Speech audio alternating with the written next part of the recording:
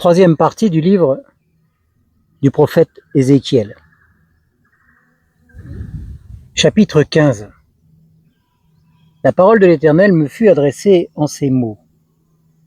Fils d'homme, le bois de la vigne, qu'a-t-il de plus que tout autre bois? Qu'en est-il du sarment qui est parmi les arbres de la forêt?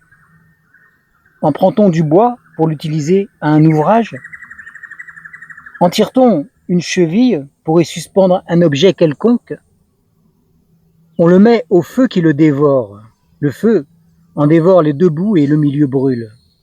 Sera-t-il propre à quelque ouvrage? Ainsi, lorsqu'il était entier, on n'en faisait aucun ouvrage. Combien moins lorsque le feu l'a dévoré et qu'il est brûlé? En pourra-t-on faire quelque ouvrage?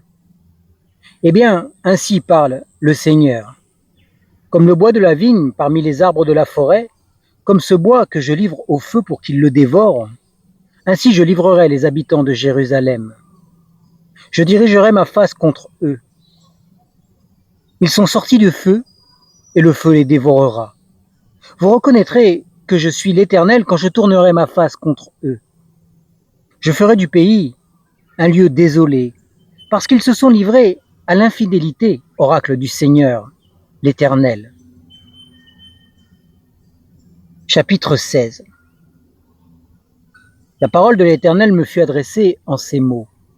Fils d'homme, fais reconnaître à Jérusalem ses horreurs. Tu diras, ainsi parle le Seigneur l'Éternel à Jérusalem. Pour ton origine et ta naissance, et du pays de Canaan, ton père est un Amoréen et ta mère une Hittite. À ta naissance, au jour où tu naquis, ton cordon n'a pas été coupé. Tu n'as pas été lavé dans l'eau pour être purifié.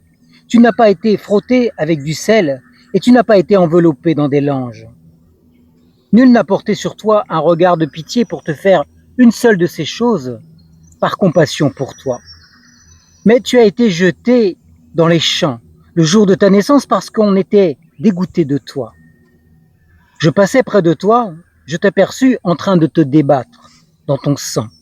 Et je te dis, vis dans ton sang. Je te dis, vis dans ton sang.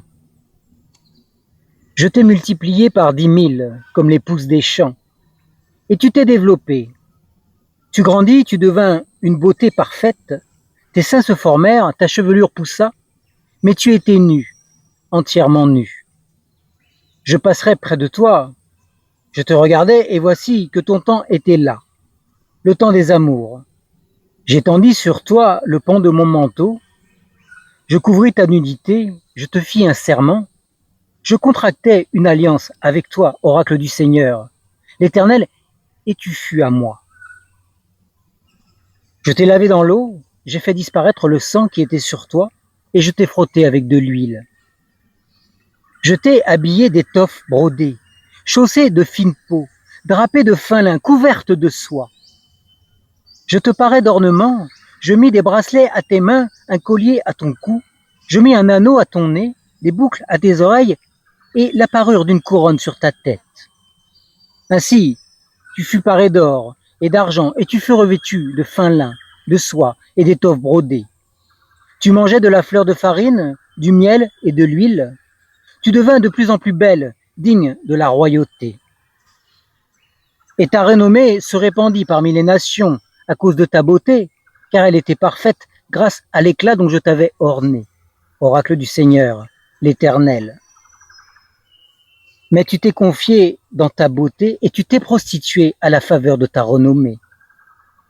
Tu as prodigué tes prostitutions à chaque passant, tu es devenu sa chose. Tu as pris de tes vêtements et tu t'es fait des hauts lieux aux étoffes bariolées et tu t'y es prostitué. Rien de semblable n'était arrivé et n'arrivera jamais. Tu as pris les garnitudes de ta parure tirées de mon or et de mon argent que je t'avais donné, et tu en as fait des images masculines auxquelles tu t'es prostitué. Tu as pris tes vêtements brodés et tu les en as couverts et tu leur as offert mon huile et mon encens. Le pain que je t'avais donné, la fleur de farine, l'huile et le miel dont je te nourrissais, tu leur as offert ces choses comme des sacrifices d'une odeur agréable. Voilà ce qui est arrivé, oracle du Seigneur, l'Éternel. Tu as pris tes fils et tes filles que tu m'avais enfantés et tu les as sacrifiés pour qu'ils les dévorent. N'était-ce pas assez de tes prostitutions? Tu as égorgé mes fils et tu les as donnés en les faisant passer par le feu en leur honneur.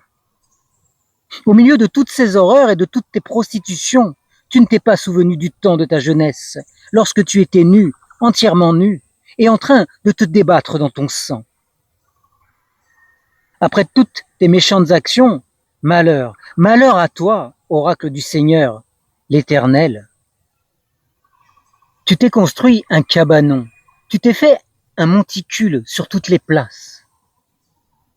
À l'entrée de chaque chemin, tu as construit tes monticules. Tu as fait des horreurs avec ta beauté. Tu t'es offerte à chaque passant. Tu as multiplié tes prostitutions. Tu t'es prostituée aux Égyptiens, tes voisins au corps magnifique. Tu as multiplié tes prostitutions pour m'irriter. Et voici que j'ai étendu ma main contre toi. J'ai diminué ton patrimoine. Je t'ai livré à l'appétit de tes ennemis, les filles des Philistins qui ont rougi de ta conduite infâme. Tu t'es prostitué aux Assyriens parce que tu n'étais pas rassasié. Tu t'es prostitué à eux et tu n'en as pas non plus été rassasié. Tu as multiplié tes prostitutions dans le pays de Canaan et tu n'en as pas été non plus rassasié. Quelle faiblesse de cœur tu as eue, oracle du Seigneur, l'Éternel, en faisant toutes ces choses qui sont l'œuvre d'une maîtresse prostituée.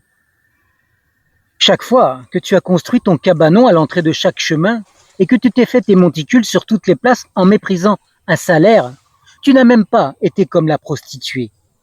Tu as été la femme adultère qui reçoit des étrangers au lieu de son mari. À toutes les prostituées, on donne un cadeau, mais toi, tu as donné ton cadeau à tous tes amants. Tu les as gagnés par des présents afin de les attirer à toi de toutes parts dans tes prostitutions. Tu as fait le contraire des autres femmes dans tes prostitutions. On ne te recherchait pas. En donnant un salaire au lieu d'en recevoir un, tu as été le contraire d'une femme. Eh bien, prostituée, écoute la parole de l'Éternel. Ainsi parle le Seigneur, l'Éternel. Parce que tous tes trésors ont été répandus et que ta nudité a été découverte dans tes prostitutions avec tes amants et avec toutes tes horribles idoles, comme le sang de tes fils que tu leur as donné, eh bien, me voici. Je rassemble tous tes amants avec lesquels tu te plaisais, tous ceux que tu as aimés et tous ceux que tu as haïs. Je les rassemblerai de toutes parts contre toi. Je leur découvrirai ta nudité et ils verront toute ta nudité. Je te jugerai comme on juge les femmes adultères et celles qui répandent le sang. Et je ferai de toi une victime sanglante de la fureur et de la jalousie. Je te livrerai entre leurs mains. Ils démoliront ton cabanon et détruiront tes monticules. Ils te dépouilleront de tes vêtements, prendront les garnitures de ta parure et te laisseront nu, entièrement nu. Ils feront monter un rassemblement contre toi. Ils te lapideront et te perceront à coups d'épée. Ils brûleront tes maisons par le feu et ils accompliront des jugements contre toi aux yeux d'une multitude de femmes. Je ferai cesser ta prostitution et désormais, tu ne donneras plus de salaire. J'assouvirai ma fureur contre toi et ma jalousie s'éloignera de toi. Je m'apaiserai et je ne serai plus irrité. Parce que tu ne t'es pas souvenu du temps de ta jeunesse, parce que par tout cela, tu as frémi contre moi. Me voilà, moi aussi. Je ferai retomber ta conduite sur ta tête, oracle du Seigneur l'Éternel. N'as-tu pas commis l'infamie par-dessus toutes tes horreurs?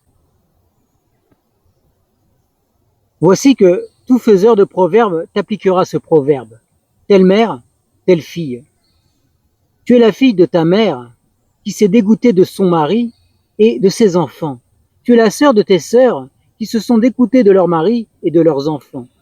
Votre mère était une Hittite et votre père un Amoréen. Ta grande sœur qui demeure à ta gauche, c'est Samarie avec ses filles, et ta petite sœur qui demeure à ta droite, c'est Sodome avec ses filles. Tu n'as pas seulement marché dans ses voies, commis les mêmes horreurs, c'était trop peu. Tu as été plus corrompu qu'elle dans toutes tes voies. Je suis vivant, oracle du Seigneur l'Éternel.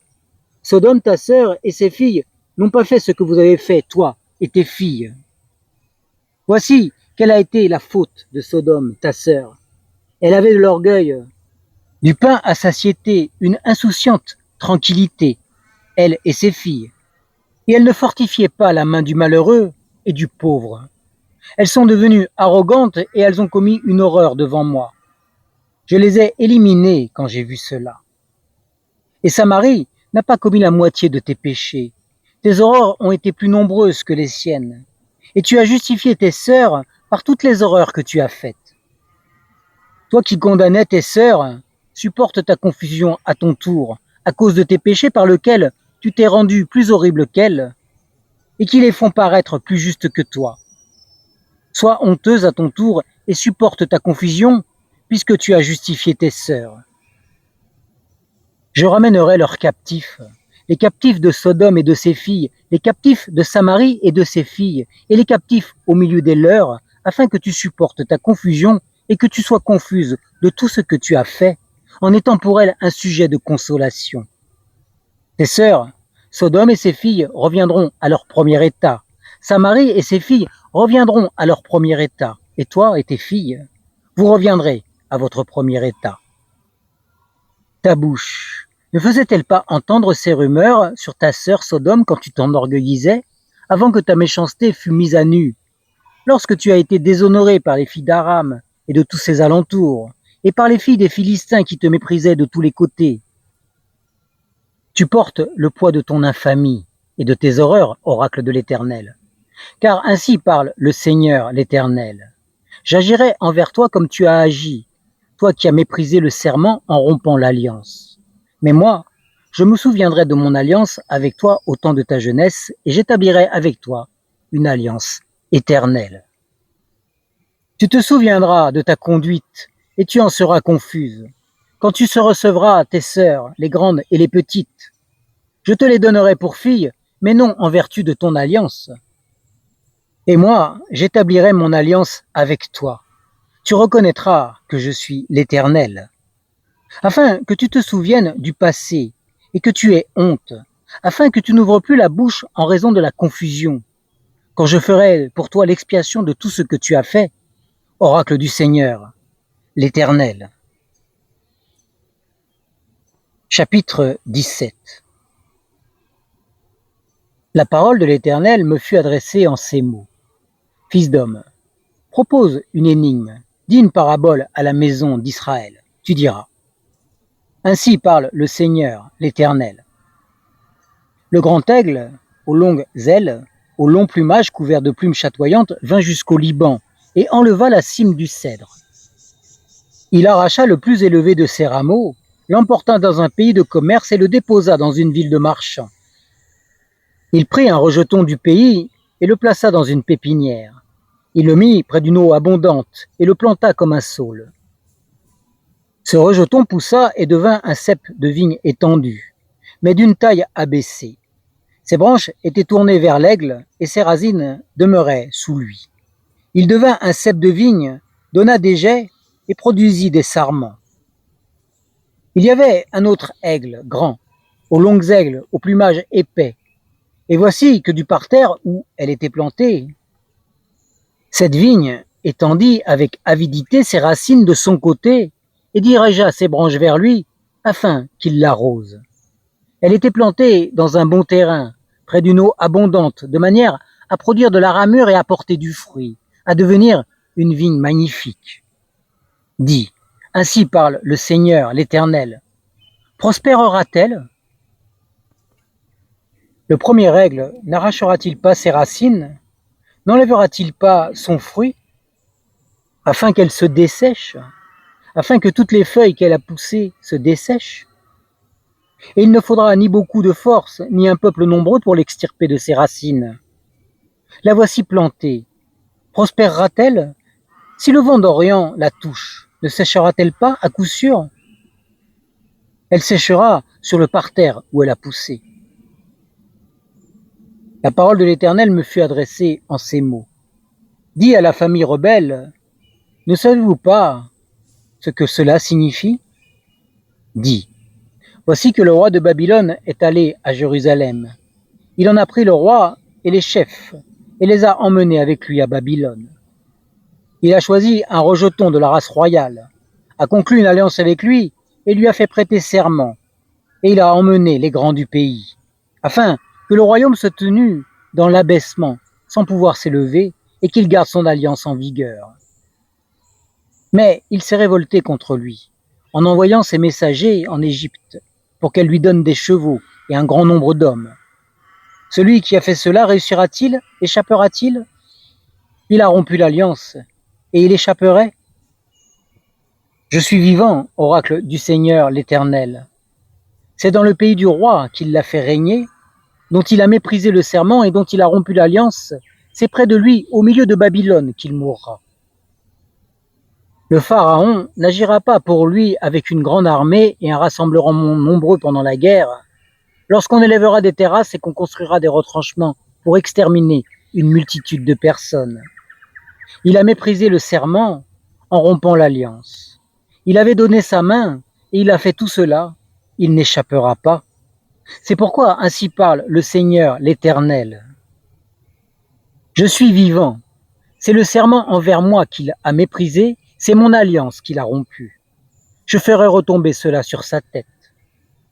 J'étendrai mon filet sur lui, il sera pris dans mon piège. Je l'emmènerai à Babylone et là, j'entrerai en jugement avec lui sur son infidélité commise à mon égard. Tous les fuyards de toutes ces troupes tomberont par l'épée, et ceux qui resteront seront dispersés à tout vent.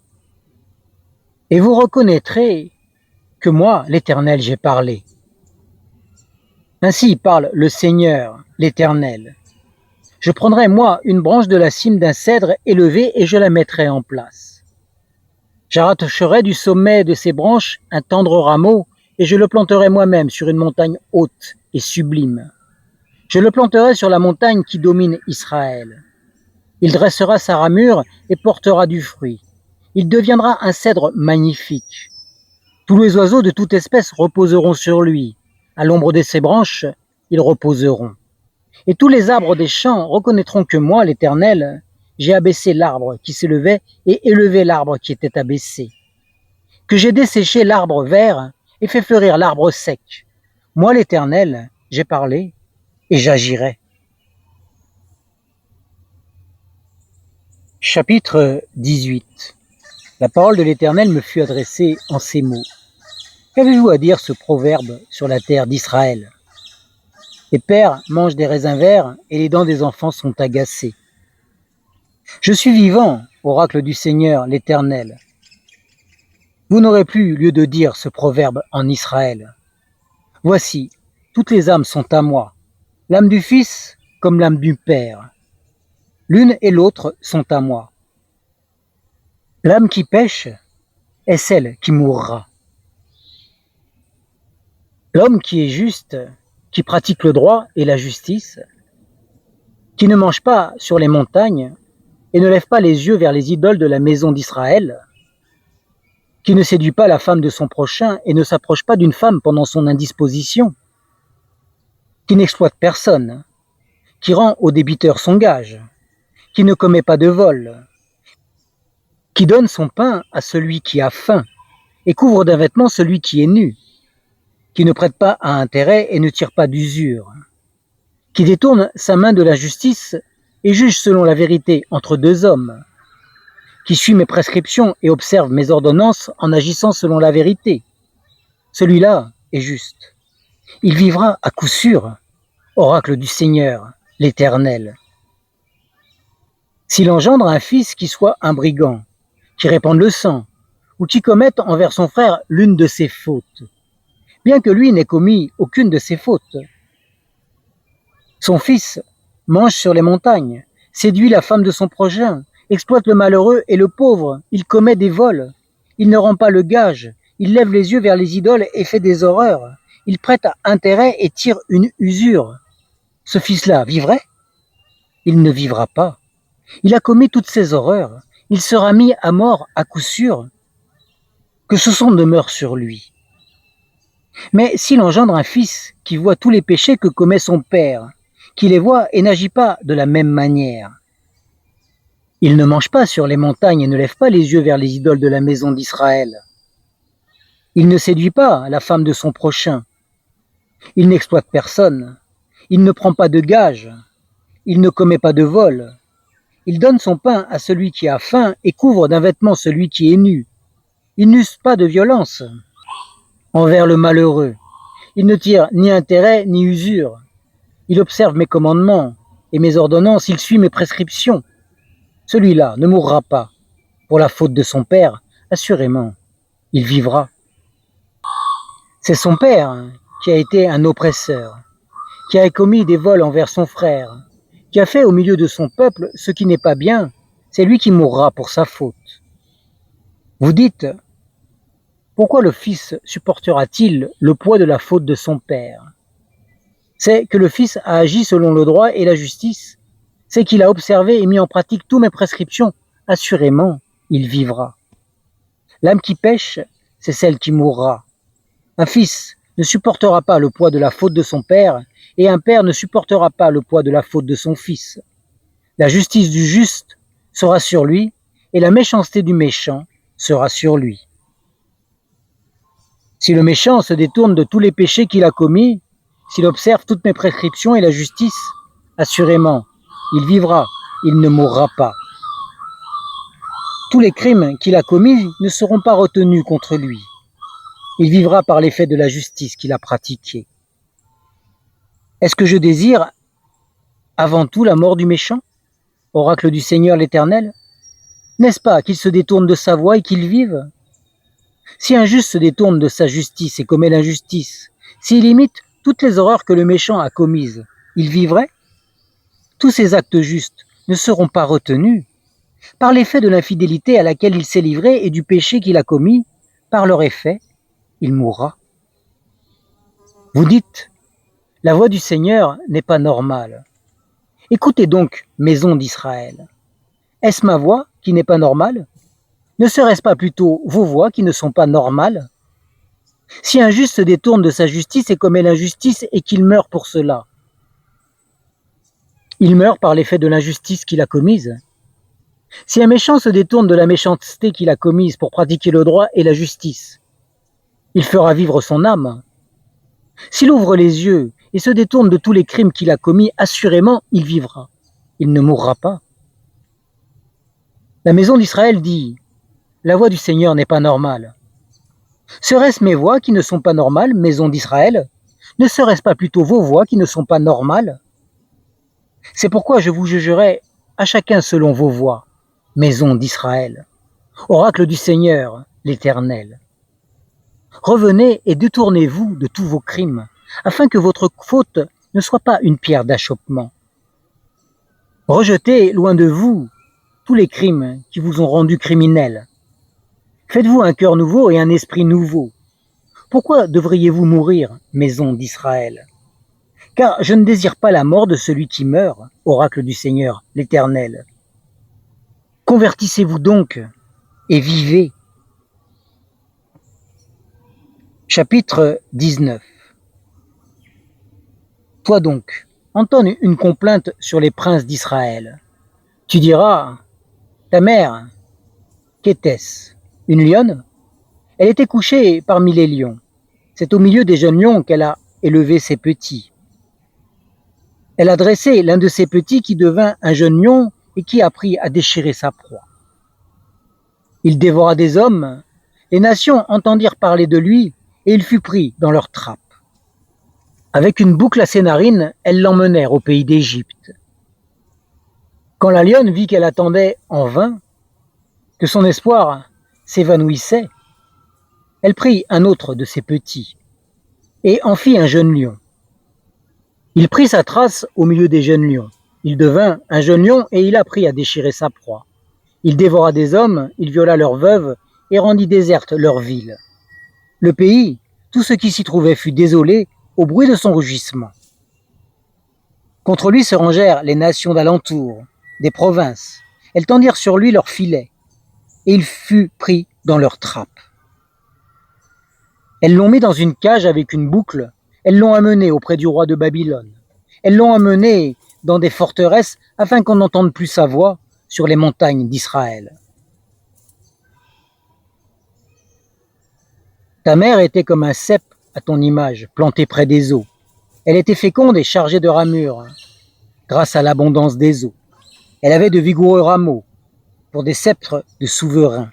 Sa taille s'élevait au-dessus des buissons touffus. Elle était remarquable par sa hauteur et par la multitude de ses branches, mais elle a été arrachée avec fureur et jetée par terre. Le vent d'Orient a desséché son fruit, ses rameaux vigoureux se sont détachés et desséchés, le feu les a dévorés, et maintenant elle est plantée dans le désert, dans une terre d'aridité et de soif. Le feu est sorti de ses rameaux et a dévoré ses sarments et ses fruits. Elle n'a plus de rameaux vigoureux, sceptre de l'autorité. C'est là une complainte. Elle a servi de complainte. Fin de la troisième partie du livre du prophète Ézéchiel.